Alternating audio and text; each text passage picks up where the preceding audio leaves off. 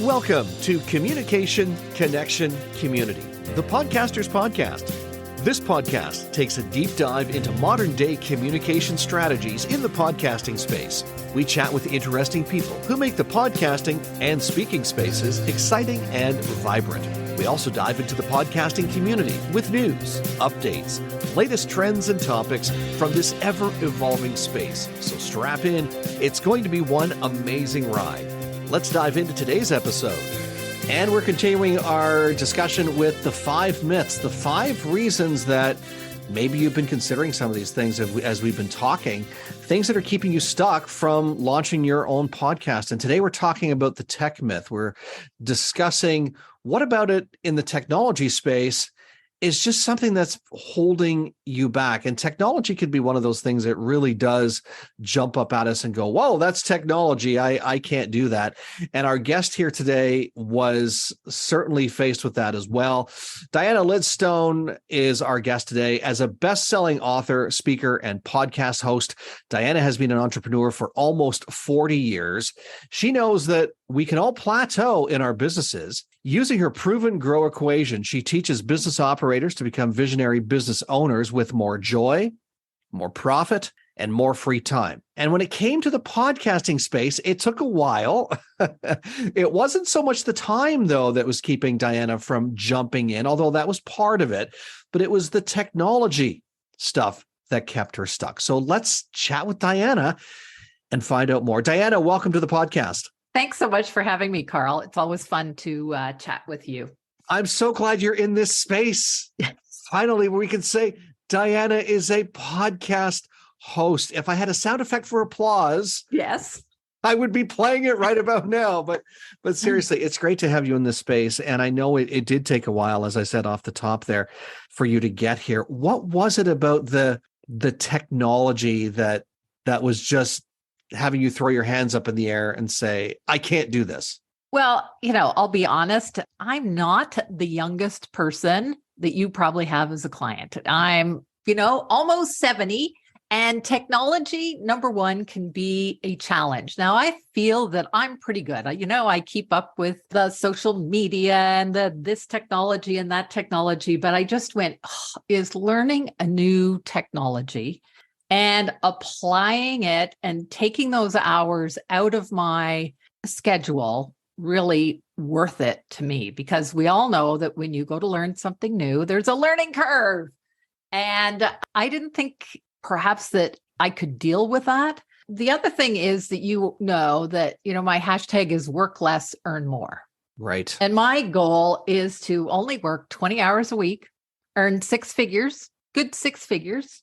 And really maybe 46 weeks out of the year. So was learning a new technology going to be the best use of my time? Was it going to cause me frustration?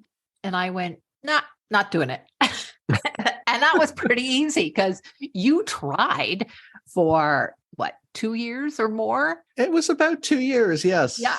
Something like that. Yeah.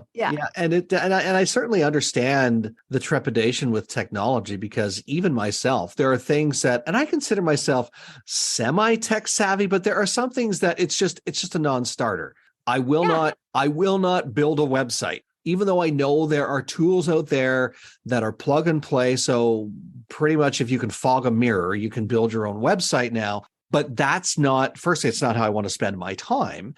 Yeah. But there are other things that I know can be done better by the professional. That's number one. Number two is the fact that there's better things that I think that I need to be doing in my business, as you said, than learning a new skill when, again, there's somebody out there that can do it for me. But then I also look at the hours, and the time myth and the tech myth sort of go together because, and you're right, it took a while. My original thought was, Diana, you should take my course and learn how to be a podcaster. And I know it was like trying to drag a horse to water to make it drink. It wasn't going to happen, right? No.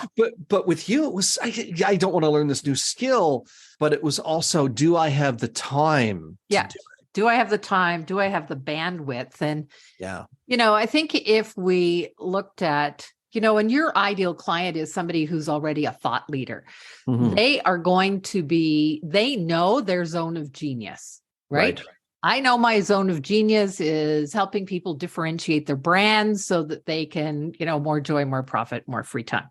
That's what I do really well. What you do really well is this whole production thing and whatever. It is not my zone of genius. And I think that thought leaders will recognize that that's where they have to stay.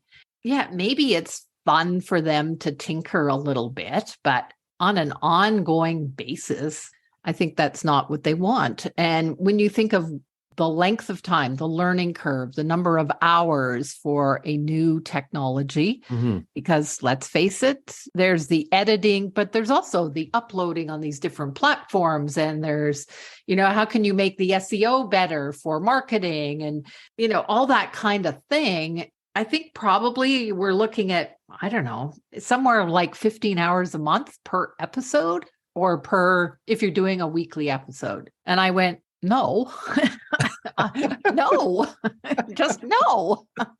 Just no. I like to work less and earn more, not work more and earn whatever is left over with my time, basically. Yeah. Yeah. And so I think really entrepreneurs have to figure out what is the best use of their time. For me, it wasn't. Now, I'll be quite honest and upfront with listeners, there was also the whole thing about why should I have a podcast and what was the purpose of my podcast? And some of you know, that I used to do live events for women entrepreneurs. You were even my MC for many years. And when I got around the mindset shift that instead of standing on a real physical stage, instead doing a podcast, where I could be in people's ear on an evergreen basis, I went, yeah. Then, put those two together and it made total sense for me. So you're 100% spot on there too. And it's one of the things that I've been advocating for the last, at the recording of this episode, it's late December 2022. So for the last 6 months to a year, I've been saying a podcast, and I'm talking to speakers, talking to thought leaders, coaches, consultants, people like that. A podcast is a speaking opportunity. Yeah. Now, when you have a speaking opportunity, Diana, I was invited on your stage to be the MC. Yeah. I didn't have to set up the microphone. I didn't have to set up the stage. Yeah, I didn't have to do my own hair. I didn't have to do that. I didn't have to set up the lighting. I didn't have to book there were people that did all of that. Now, is there some things that do happen behind the scenes that as an MC or as your person helping you that have to be done? Absolutely. But when you're getting on the stage as a speaker, usually that's all you're doing. You're not also the person at the end of the presentation sweeping the stage. You're not the person who's taking out the trash at the end of the day. Like, you're getting up there, you're doing your thing, you're in your, as you called it, your zone of genius. That's what you should be focused on. Yeah. And it was the same with doing your live events. My role in that was basically being the traffic cop, the saying, okay, washrooms are there, break time, be back in 10 minutes. Okay, lunchtime. Okay, Diana needs you here. Okay, Diana's on the stage. That's basically what it was. It wasn't, okay, Carl, I also need you to, I don't know. Yeah, run the audio and the lights and, all that different kinds of stuff. Yeah. Right. It was just, this is what I need you to do. And I think that's where some people get hung up in that space of thinking, I have this podcast. I'm going to have to do everything. And you can, and you're more than welcome to. As a matter of fact, I've trained probably 60 to 75 people or more at the recording of this episode in launching their show. And that's exactly what I've shown them how to do, is to how to be their own editor, to be their own person, to do it all themselves. Mind you, that's not for everybody. And that certainly wasn't for you. And that's why we're here today, because I've given you that opportunity. Well, you've given me the opportunity to work with you, but it still frees up your time while also elevating your credibility and allowing you to be seen as that go-to authority, because you don't have to spend time editing, uploading, mixing, audiogram, this thing and that. And if you could see Diana right now, she's turning green as I'm saying these words because it's not her. No. And, the other thing I want to bring up is that I really and truly was asking myself the wrong question. So I'm a very strategic, planning oriented. I need to see the timelines. I need to see the process and whatever. And I kept asking myself, how am I going to do this? And all of a sudden, one day it came to me that one of my coaches always says, if you're asking how, it's the wrong question. It's right. Who is going to do this? As the CEO of our businesses, we are not supposed to be the implementers of everything. We are supposed to ask who is going to do this and give them the tools to do it. And so that was another turning point for me, was asking who instead of how. Imagine Elon Musk, by way of example, working the assembly line at a Tesla factory.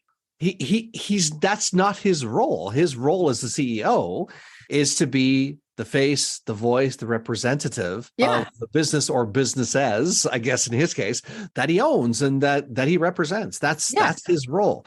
Yeah, as the CEO, you're supposed to be that person that is the outward face of the business.